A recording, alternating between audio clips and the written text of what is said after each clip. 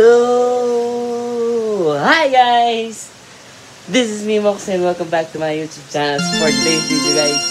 So, medyo matagal-tagal na rin ako hindi nakapag-upload.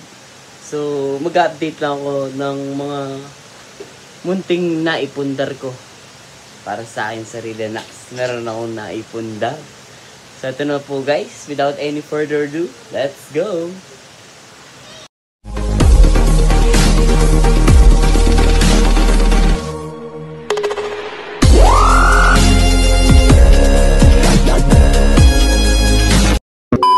So, eto na nga po guys, ito na po yung update sa akin. Woo! So, meron po pala akong nabiling isang munting private swimming pool. Tama po, narinig ko. Nakapagpundar po ako ng private swimming pool. So, papakita ko po sa inyo maya-maya lang. So, bago ko po sa inyo ipakita ang aking swimming pool na naipundar, so, ipapakita ko muna po kayo sa aking mga munting alaga.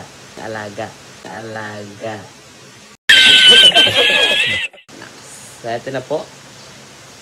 3, 2, 1, let's go!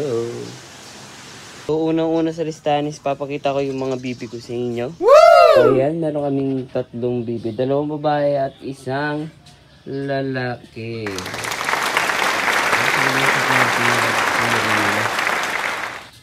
So, 3 pa lang sila. Pero sana dumami sila. Woo! So, next tayo. Pada ko naman po tayo sa mga alaga kong manok. So, ipapakita ko sa inyo isa-isa ang aking mga alagang manok. So, eto na. Ano po is, ito pong munting talisahin. Wow! So, napakalupit nito. Ito naman po ang sunod na yan. Isa rin pong gwapong manok. So, napakalupit nito. Matanda na to guys. Magta-3 taon na to. So, next. Ito palang pangatlong to guys. Ayan. So, nakikita nyo. So, may sira yung pakpak niya. So, ito po pala is nanalo po siya sa Sabong Express. So, galing po ito sa aking tita at binigay niya sa akin. Kasi sabi niya, lutuin niya. Sabi ko, hindi, alagaan ko na lang. O, diba? So, medyo magaling na yung sugat niya. So, hintay ko lang maghilom yung sa may pakpak niya. Next. Naman guys, so batang-bata pa to. So, nasa 3 months pa lang to at going 4 months. So, medyo hindi pa siya ganong malaki. Pero as you can see, napakatangkad niya. So, meron pa tayo isa. So, ayan na po. Ito po. Nasaan siya?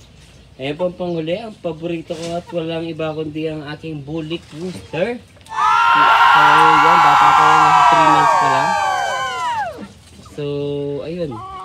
A few moments later. Ito na guys. So, ready na ba kayo? So, ipapakita ko na ang aking munting naipundar na private swimming pool.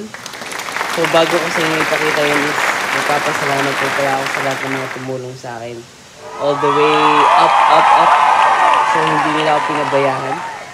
So, maraming salamat sa iyo. Sana napapanood nyo to. So, ito na po.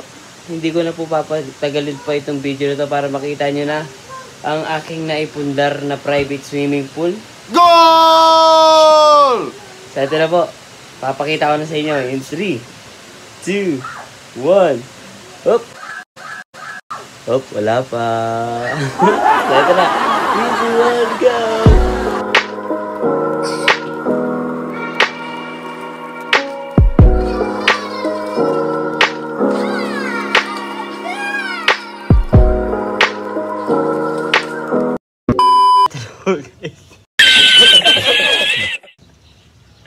Ito na po guys. Yan po yung naipundar nating munting swimming pool. Ito na guys, samahan nyo akong lumangoy sa ating naipundar na pangmayaman na. Pangmayaman ng swimming pool. So, ito na. Go!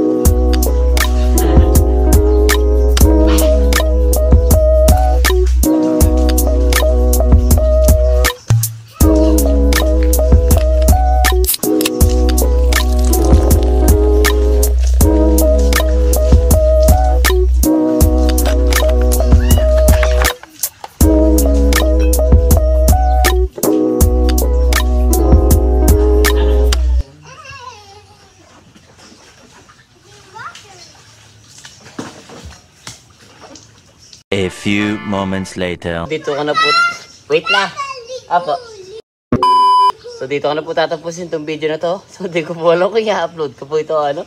Pero sana po nagustuhan niyo po itong video na to. So please, don't forget to like, share, subscribe, and hit that notification bell para updated kayo sa aking mga videos. Peace out!